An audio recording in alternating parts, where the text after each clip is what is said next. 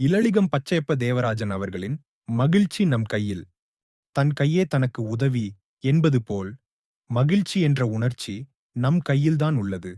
அதை உணராமல் நாம் வெளியில் வேறு எங்கோ தேடுகின்றோம். அதாவது கையில் வெண்ணெயை வைத்துக்கொண்டு நெய்க்கு அலைவது போல் சுற்றித் திரிந்து கொண்டிருக்கிறோம். இன்னும் சொல்லப்போனால் இருக்கும் இடத்தை விட்டு இல்லாத இடமெல்லாம் தேடிக் கொண்டிருக்கின்றோம். கோரோசனை என்னும் வாசனைப் பொருளைத் தன் உடம்பில் வைத்துக்கொண்டு அதன் மனம் வேறு எங்கோ இருந்து வருகிறது என்று நினைத்து கஸ்தூரிமான் அதை தேடி அங்கும் இங்கும் காட்டில் ஓடிக்கொண்டிருக்கும். சிறுவர்களுக்குச் சொல்லக்கூடிய ஒரு குட்டி கதை. ஒரு வகுப்பறையில் ஆசிரியரும் பல மாணவர்களும் உள்ளனர். அதில் ஒரு மாணவன் சற்று விவகாரமானவன். அவன் கையில் ஒரு பட்டாம்பூச்சியை மூடி வைத்துக்கொண்டு ஆசிரியரை பார்த்து, ஐயா, என் கையில் உள்ள பட்டாம்பூச்சி இப்போது உயிரோடு உள்ளதா, இறந்து விட்டதா என்று கேட்கிறான். அந்த பூச்சி உயிரோடு உள்ளது என்று ஆசிரியர் சொன்னால் அவன் அந்த பூச்சியை கையால் நசுக்கி கொன்று விடுவான். அல்லது பூச்சி இறந்துவிட்டது என்று சொன்னால் அவன் விரல்களை விரித்து பூச்சியை பறக்கவிட்டு அது உயிரோடு இருப்பதை நிரூபிப்பான். ஆகவே ஆசிரியர் சற்று சிந்தித்து தக்கவாறு பதில் அளித்தார். அந்த பூச்சி உயிரோடு இருப்பதும் இறந்து விடுவதும் உன் கையில்தான் இருக்கிறது என்றார். இதைப் போன்றுதான் நாம் மகிழ்ச்சியாக இருப்பதும் மகிழ்ச்சி இல்லாமல் இருப்பதும் நம் கையில்தான் உள்ளது. நாம் மகிழ்ச்சியாக இருக்கிறோம் என்று முழு மனதுடன் நினைத்தால் மகிழ்ச்சியாக இருப்போம். அவ்வாறன்றி மகிழ்ச்சியாக இல்லை என்று எண்ணினால் மகிழ்ச்சியை இழந்து விடுவோம்.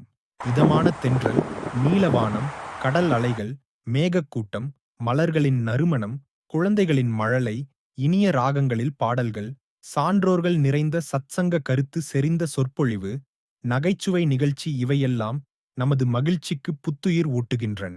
பேரறிஞர் டால்ஸ்டாய் அவர்களிடம் அவ்வப்போது யாரேனும் வந்து தமது சந்தேகங்களையும் மனக்குழப்பங்களையும் சொல்லி அறிவுரை கேட்பர். அவ்வாறு ஒருநாள் வாடிய முகத்துடன் ஓர் இளைஞன் அவரிடம் வந்தான். நம்பிக்கை இல்லாதவன் போலத் தோன்றினான். டால்ஸ்டாய் அவனை அன்போடு அமரச் செய்து, வந்த காரணம் என்ன என்று கேட்டார். இளைஞன், ஐயா, எனக்கு உங்கள் உதவி தேவை. என்னிடம் உருப்படியாக் எந்தப் பொருளும் இல்லை என்றான். டால்ஸ்டாய்க்கு அவன் பிரச்சனை புரிந்து, சரிப்பா, நான் உனக்கு 100 ரூபிள் தருகிறேன். அதற்கு பதிலாக நீ எனக்கு உன் கைவிரல் ஒன்றைத்தா என்றார். இளைஞன் சற்று அதிர்ந்து போனான். சரி, 1000 ரூபிள் தருகிறேன், உனது ஒரு கையை எனக்கு கொடுத்துவிடு என்றார் டால்ஸ்டாய். இளைஞன் திகைப்பில் பதில் எதுவும் பேசவில்லை. இல்லை என்றால் உன் ஒரு கண்ணைக் கொடு, நான் 10,000 ரூபிள் தருகிறேன் என்றார் டால்ஸ்டாய். இப்போதும் இளைஞன் பதில் கூறாமல் தயங்கினான். அப்போது டால்ஸ்டாய் சிரித்துக்கொண்டு, இதெல்லாம் உன்னால் முடியாதல்லவா? உன்னிடம் எதுவும் இல்லை என்று மிகச் சுலபமாகச் சொல்லிவிட்டாயே. இவ்வுலகில் மனித உடல் விலை மதிக்க முடியாத ஒன்றாகும். அதை நன்றாக பயன்படுத்தி உழைத்து முன்னேறு என்றார். உண்மை நிலையை உணர்ந்த இளைஞன் புத்துயிர் பெற்று நன்றி கூறி நம்பிக்கையுடன் கிளம்பினான். என் அனுபவத்தில் ஒரு சம்பவம். பெண்களுக்கான யோக பயிற்சி வகுப்பில் சஞ்சார பார்வை என்ற ஒருவகை பயிற்சியை சொல்லிக் கொடுத்தேன். சஞ்சார பார்வை என்றால் பூசலார், நாயனார் போன்று கற்பனையில் நாம் சஞ்சரிக்க வேண்டும். அது ஒரு நல்ல வழி நிவாரணியும் கூட. அந்த பயிற்சியின் போது ஒரு தாயார் தனது கால்கள் வலிப்பதாக கூறினார். உங்களுக்கு பிடித்தமான இடம் எது என்று கேட்டேன். தீர்த்தமலை என்று சொன்னார். சரி, இப்போது உங்கள் கால்களை நீட்டி வைத்துக்கொண்டு தீர்த்தமலைக்கு போவதாக கற்பனை செய்யுங்கள். மலை மீது ஏறி அருவியில் நீராடி சுவாமி தரிசனம் செய்துவிட்டு மீண்டும் வீட்டிற்கு வாருங்கள். அவ்வாறு செல்லும்போது கால் வலி போய் விடுவதாகவும் சுவாமி தரிசனம் செய்துவிட்டு திரும்பும்போது பிரபஞ்ச சக்தி உங்கள் உடலில் பாய்வதாகவும் உணர்ந்து கொள்ளுங்கள். அப்போது வலி மறைந்து புத்துணருடன் இருப்பீர்கள் என்று கருப்பனா சக்தி பலன் பற்றி குறிப்பாக கூறினேன். அதற்கு அந்த தாய் சொன்ன பதில் என்ன தெரியுமா? நாங்கள் எப்போதும் தீர்த்தமலைக்குப் போனாலும் சுற்றத்தார்கள் மற்றும் நண்பர்கள் சூழ்ந்து செல்வோம். எல்லோருக்கும் தேவையான உணவு தயாரித்து எடுத்துச் செல்வோம். சுவாமி தரிசனம் முடித்ததும் கூடி அமர்ந்து உணவு உண்டபின் மகிழ்ச்சியோடு வீடு திரும்புவோம். ஆனால் நீங்கள் என்னை தனியாக தீர்த்தமலைக்கு சென்று வரச் சொன்னால் அது என்னால் எப்படி முடியும் என்றாரே பார்க்கலாம். இதில் சிரிப்பதற்கு பதில் சிந்திப்பதற்கு தான் செய்தி உள்ளது. ஒரு கற்பனையாக ஓர் இடத்துக்கு சென்று வர சொன்னால் அது கூட தன்னால் தனியாக சென்று செல்ல முடியாது, சுற்றத்தாருடன் தான் செல்ல வேண்டும் என்று வித்தியாசமான மனநிலையை பாராட்டுவதில்தான் மகிழ்ச்சி உள்ளது. இங்கிலாந்து அரண்மனையில் நடந்த ஒரு சம்பவம். விக்டோரியா மகாராணியார் தமது கணவரின் அறைக்கதவை தட்டுகிறார். யாரது என்று அவர் கணவர் கேட்கிறார். இங்கிலாந்து நாட்டு மகாராணி என்று இவர் சொல்கிறார். கதவு திறக்கப்படவில்லை. மீண்டும் கதவு தட்டப்படு. யாரது என்ற கேள்வி. விக்டோரியா மகாராணியார் என்று பதில். அப்போதும் கதவு திறக்கப்படவில்லை. மீண்டும் கதவு தட்டப்படுகிறது. இப்போது நான் உங்கள் மனைவி வந்திருக்கிறேன் என்று சொன்னவுடன் அவரது கணவர் கதவை தயக்கமின்றி திறக்கிறார். இதிலிருந்து நாம் தெரிந்து கொள்ள வேண்டியது என்னவென்றால், தான் என்ற அகங்காரம் இருக்கும் வரை எண்ணிய காரியம் நிறைவேறுவதில்லை. பின்னர் கர்வம் போய் பணிவு வந்தபோது அங்கு அன்புடன் மகிழ்ச்சி வெளிப்படுகிறது. இவ்வாறு ஆணவம் இருக்கும் இடத்தில் மகிழ்ச்சி தென்படுவது இல்லை. மனைவி அமைவதெல்லாம் இறைவன் கொடுத்த வரம் என்பார்கள்.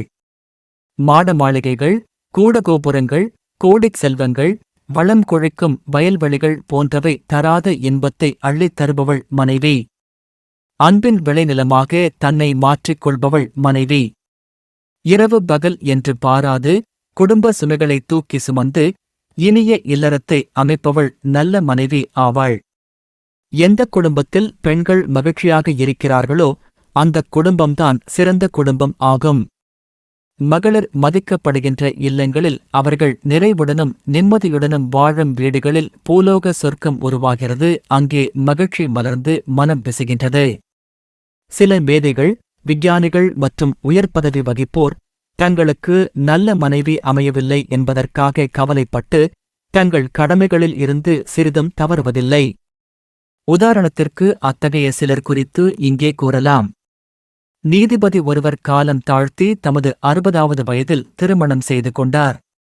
அவரது நண்பர்களுக்கு ஒரே வியப்பு.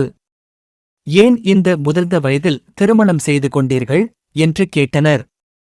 அதற்கு அவர் சிரித்துக்கொண்டு, எனக்கு நல்ல மனைவி அமைந்துவிட்டால் இத்தனை ஆண்டுகள் கழித்தாவது இப்படிப்பட்ட நல்ல மனைவி கிடைத்தாளே என்று மகிழ்ச்சியுடன் நினைத்துக் கொள்வேன். மாறாக மோசமான மனைவி அமைந்துவிட்டால் இவளுடன் இன்னும் சிறிது காலம்தானே வாழப்போகிறோம் என்று எனக்கு நானே ஆறுதல் கூறிக்கொள்வேன் என்றார். அமெரிக்க அதிபராய் புகழ்பெற்ற ஆப்ரஹாம் லிங்கன் அன்பே வடிவானவர், அமைதி நிரம்பிய ஆனால் அவரது மனைவி அதற்கு எதிர்மறையான ஓர் ஆணவக்காரி, சொற்களால் சுட்டெரிக்கும் பேச்சுக்கு சொந்தக்காரி. கொடிய வார்த்தைகளால் அவரைக் கொட்டுவதையே வாடிக்கையாகக் கொண்டிருந்தாள். ஒருநாள் லிங்கனின் நெருங்கிய நண்பர்கள் முன்னிலையில் சூடான காபியை அவரது முகத்தில் ஊற்றி தன் கோபத்தை வெளிப்படுத்திக் கொண்டாள். அதனை சகித்துக் கொண்ட லிங்கன் தன் நண்பர்களிடம், எனக்கு இப்போது காபி அபிஷேகம் நடைபெறுகிறது என்று சிரித்துக் கொண்டே சொன்னார். 2 பெண்களை திருமணம் புரிந்து கொண்டவர் சாக்ரடீஸ். அவரது குடும்ப வாழ்க்கை அவலம் மிகுந்ததாகவே இருந்தது. எப்போதும் இளைஞர்களை சுற்றி வைத்துக் கொண்டு அவர்களுடன் உரையாடிக் கொண்டிருக்கும் சாக்ரடீஸைக் கண்டு கோபம் கொண்டு அவரது மூத்த மனைவி ஒருநாள் அவரை சத்தம் போட்டு திட்டிக் கொண்டிருந்தாள். சாக்ரடீஸ் அதை சட்டை செய்யாமல் இளைஞர்களுடன் பேசிக்கொண்டே இருந்தார். சிறிது நேரம் கழித்து கோபத்தின் எல்லைக்குச் சென்றுவிட்டு அவரது மனைவி ஒரு வாளி நிறைய தண்ணீர் கொண்டு வந்து அவர் மீது கொட்டினாள். சுற்றியிருந்தவர்கள் திகைத்தனர். சற்றும் கலங்காத சாக்ரடீஸ் சிரித்துக்கொண்டே, இதுவரை இடி இடித்து ஓய்ந்தது, இப்போது மழை பெய்கிறது என்று நகைச்சுவையுடன் கூறினார். ஒருமுறை ஒரு இளைஞன் சாக்ரடீஸிடம், நான் திருமணம் செய்து கொள்ளலாமா வேண்டாமா என்று கேட்டான். அதற்கு சாக்ரடீஸ், திருமணம் செய்து கொள். உனக்கு நல்ல மனைவி அமைந்துவிட்டால் உன் வாழ்க்கை மகிழ்ச்சியாக இருக்கும் என்றார். அதைக் கேட்டு மனநிறையுடன் சென்று அந்த இளைஞன் சிறிது தொலைவு சென்றதும் மீண்டும் திரும்பி வந்து, ஐயா, எனக்கு ஒருவேளை மோசமான மனைவி அமைந்துவிட்டால் என்ன செய்வது என்று தயக்கத்துடன் கேட்டான். அதற்கு அவர் சிரித்துக்கொண்டே, அதெல்லாம் கவலைப்படாதே, நீயும் என்னைப் போல தத்துவஞானி ஆகிவிடுவாய் என்றார். அறிவியலின் தந்தை எனப்படும் ஆல்பர்ட் ஐன்ஸ்டீன் திருமண வாழ்வு மிகவும் பரிதாபமாக இருந்தது. ஒரு கையில் புத்தகத்தை பிடித்து படித்துக்கொண்டே மறுகையால் தனது குழந்தையின் தொட்டிலை அவர் ஆட்டிக் கொண்டிருப்பார். தனது மனைவியை விவாகரத்து செய்வதற்காக அவர் தமக்கு கிடைத்த நோபல் பரிசின் ஒரு பெருந்தொகையை அவளுக்கு கொடுக்க முன்வந்தார். அவரது குடும்ப எப்படி இருந்தாலும் அவரது ஆராய்ச்சி மனப்பான்மையும் நகைச்சுவை உணர்வும் இறுதி வரை குறையாமல் இருந்தன.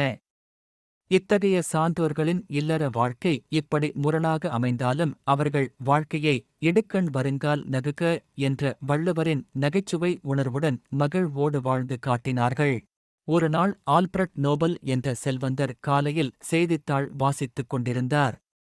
அதில் அவரது புகைப்படத்தை அச்சிட்டு அதனடியில் டைனமைட் மன்னன் இறந்துவிட்டான், சாவின் வியாபாரி மறைந்துவிட்டான் என்று எழுதியிருந்தது. அவர் வெடி மருந்து வியாபாரம்தான் செய்து வந்தார். அதை படித்தவுடன் தான் தற்போது பூமியில்தான் இருக்கிறோமா அல்லது மேலே சென்று விட்டோமா என்று தன்னை கிள்ளிப் பார்த்துக் கொண்டார். தான் உயிருடன் இருக்கும்போதே செய்தித்தாளில் இவ்வாறு வருகிறது என்றால் இறந்த பின்பு தன்னை பற்றி மக்கள் இப்படித்தான் மிகவும் மோசமாக நினைவு கொள்வார்கள் என்று உணர்ந்தார். உடனே அவர் மனம் மாறி வெடி மருந்து தொழிலுக்கு முழுக்கு போட்டார். சேர்த்த செல்வம் அனைத்தையும் உலகில் ஒவ்வொரு துறையிலும் தலைசிறந்து விளங்கும் வித்தகர்கட்கு தன் பெயரில் நோபல் பரிசு என்ற உலகளாவிய உயரிய திட்டத்தை மகிழ்ச்சியுடன் அறிவித்து செயல்படுத்தினார். அது இன்றளவும் உலகெங்கும் பெரிதும் மதிக்கப்பட்டு மிகவும் சிறப்பாக செயல்பட்டு வருகின்றது.